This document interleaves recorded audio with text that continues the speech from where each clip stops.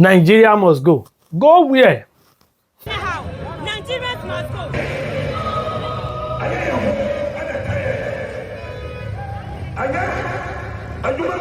Today, on July 27, 2025, scenes emerged of Ghanaian protesters carrying placards with series of messages, all kinds of messages. These are some of the messages they displayed. Nigerians are thieves.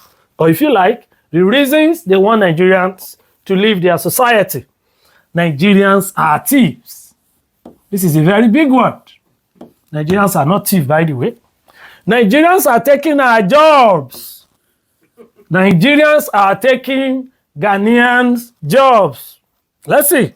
Let them go back into their country, they have said. Okay? That's another point. This is one point here. Nigerians are thieves. Nigerians are taking our jobs. Let them go back into their countries. And Nigerian traders are causing us harassment and economic disruptions. These are the reasons they want Nigeria to leave their country alone. How fair are these assessments or allegations, if you like? We'll get to see briefly in the course of today's class. Okay? Just follow me. Okay? And now, why are they protesting? Local Ghanaian traders accuse Nigerian traders of undercutting prices, flooding their markets, and capturing retail sectors banned from foreign participation under Ghana's retail trade laws. Basically, they are alleging that Nigerians are flooding their markets. Okay, or they are undercutting prices. They are giving too little prices for certain commodities. This is one reason they are protesting. This is another reason they are protesting. Ghana enforces restrictions barring foreigners from operating in hawking, petty retail, and certain services. Basically, Ghana don't want foreigners to hawk. You know, when you carry things on your head and you try to give market or make markets for it around the streets.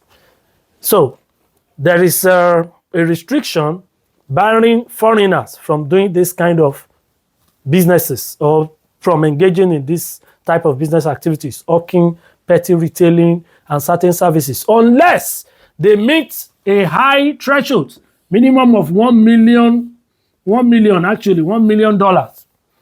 They must meet a threshold of minimum of $1 million before they can carry out this.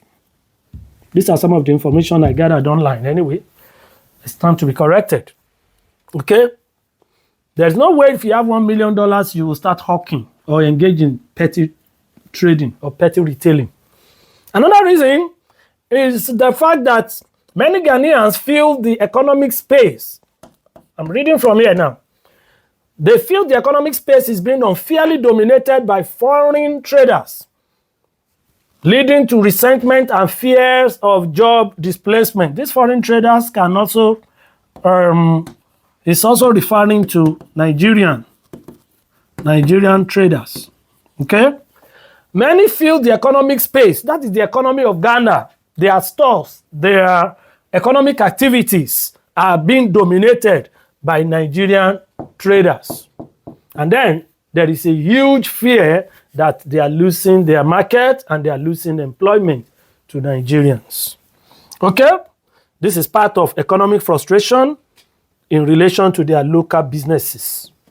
And lastly, why they are also hell-bent or why they want to chase Nigerians out of their state or country is the fact that is relating to security and law and other concerns. Ghanaian authorities point to alleged misconduct. This is a very big one. Oh. You may need to pay due attention here.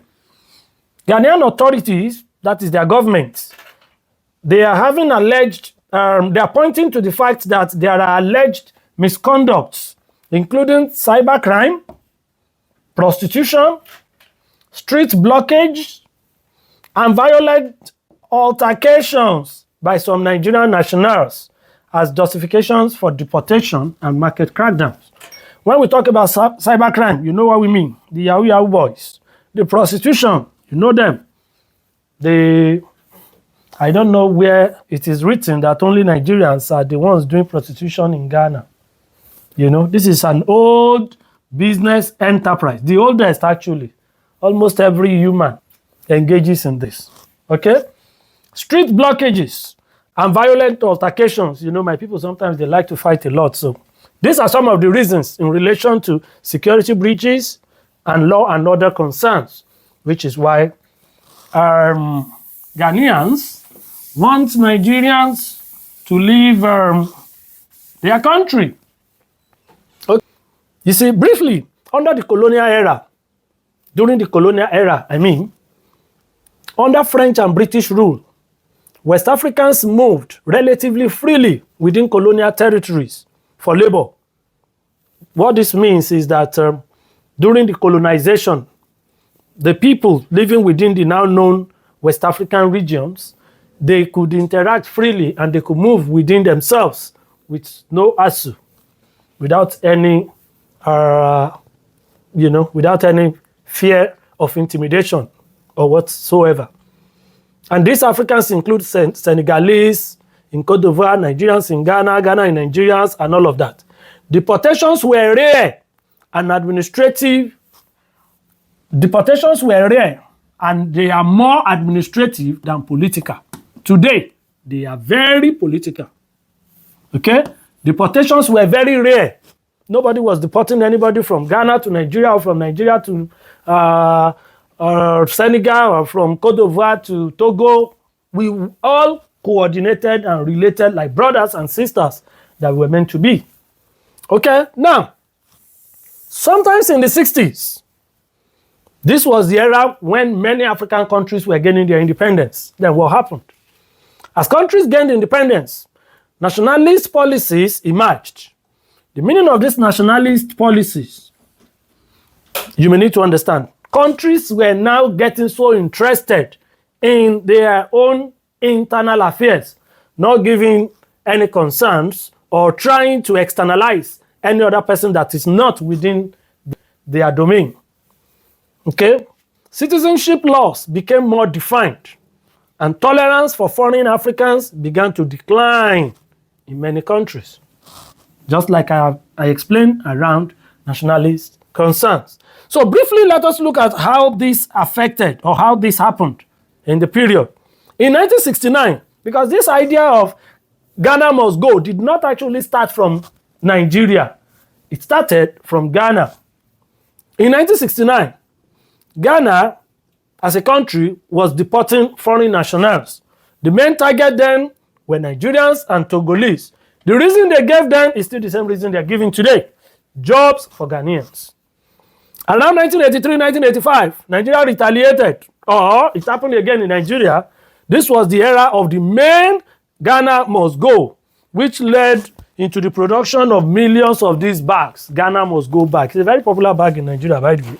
And I'm sure Ghanaians know the bag in question. Anyway, so in 1983 and 1985, Nigeria too targeted Ghanaians and Nigerians, people from Niger Republic. The reason? Economic crisis. In the 1990s and 2000s, Cote d'Ivoire was also targeting Burkina people from Burkina Faso, as well as people from Mali. Their own reason, nationalism as well, nationalist policies, just like what we have in Ghana, what we have in the, in the 1960s. In 2000s up until 2020s, Nigeria, Gabon, Gambia, they were also targeting various ECOWAS nationals, citing reasons bordering around security, informal economy, terrorism, and all what have you. Today, everything seems in disarray. The blood of brotherhood seems fast being eroded. Okay? The simple summary of everything we have discussed so far, in case you are just joining the class. The why, or what is actually happening. Let's start from the what. Protests are going on all around Ghana, with people carrying all kinds of placards, telling Nigerians to leave their country alone. That is what is happening. Why is this happening? There are allegations of economic pressures and competitions. Economic pressures and competitions from Nigerians. Nigerian people are giving too much competition to Ghana. The competition ranges from women, you know what I mean, to Ghana Jollof, Nigerian Jollof, and all what have you. Jollof, let us just call it Jollof, simply put. And all kinds of competition. Job competition, which they call employment. They are taking their jobs. Job competition. So this is the reason they are currently having protests. And how is this happening? How are these being carried out? Public rallies. At High Commission, they are padlocking people's shops. They are displaying placards. Okay? And this has been happening. It has been a recurrent pattern, you know, since the 60s, as I traced out just now, and the latest protest being the one of today, of July 27, 2025. Okay? Ghanaian traders and civil groups versus Nigerian traders. These are the main actors in the crisis. Another caveat I would like to add to this is the about an Eze, an Igbo king in Ghana, you know. But I don't really want to dwell so much about that, as you know, it is a very sensitive topic, because the Eze, the king of Igbo within the Igbo community himself, had come out to displace the rumor that he had any intention of building Igbo community and all what have you. So it is not really the case. Let us focus, you know, on the main subjects. As we wrap up this class, the conclusion, the long and short of this story is that xenophobic or Afrophobic attacks are directly traceable, not is here. Get it corrected. Long and short of these xenophobic and Afrophobic attacks, I hope you can still see this line. They are traceable to underdevelopment and poverty in the origin country. Underdevelopment. This is the main problem. Underdevelopment and poverty. Because if your country is developed, if there is no poverty in the land, I'm talking precisely now about Nigeria as a case study. If Nigeria is developed the way it should be, if there is no poverty, there won't be this amount of hatred or these attacks on the nationals of Nigeria, either in Ghana or across Africa entirely, or in Europe, or anywhere you may want to mention. Nigeria is a very heavily populated society, very heavily populated country. So it is possible, it is bound to see Nigerians in almost any soil, you know, on the continent of Africa. And there's nothing bad in that. So basically, this is what is happening. When you look at European countries, you don't get to see this kind of crisis among Europeans generally. Because a German will not leave Germany, you know, or Germans in general will not leave Germany, you know, in huge numbers in search of economic survival in France or in Italy or in Finland. The same way you will not see a whole lot of people from Luxembourg, you know, besieging United Kingdom or Republic of Ireland in search of economic survival. The common enemy we have got in Ghana and Nigeria are the kinds of leaders that are really ruining our system and our economy. The question for Ghanaians to ask, or for Nigerians to ask in this instance, is this. This is the main question. Why are Nigerian rulers not seeing a shame, big one?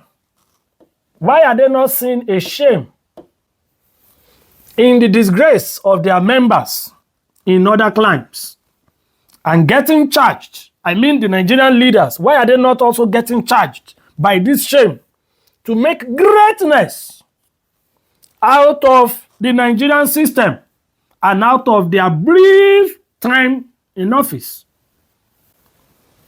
This is something to bother Nigerian leaders, if we really do have one. Anyway, this will be the end of today's class. I'll see you in the next class. Thank you.